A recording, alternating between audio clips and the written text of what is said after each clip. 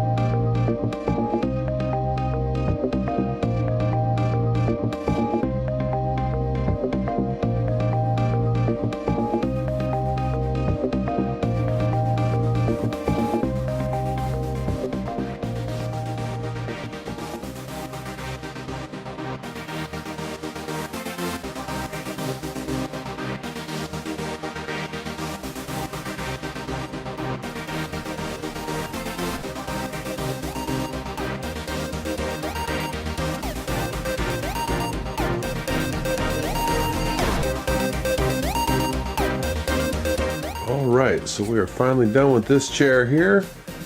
This is actually my grandfather's old chair they had. We restored it, fixed all the pieces, glued it back together, took apart the cushion, cut out a new piece, and you know what, I'm explaining. You saw what I did. So, anyways, here we go. The finished product. This is it. A little gold, dipped in gold on the side, then a little explosion here. Right there. I gotta make the sound effects, that way it works. Pew! Is that funny? You think that's funny? Pew! But yeah, so that's it. Onward and upward on another one. Here's a couple more pictures. Alright. Bye. Say bye. Bye.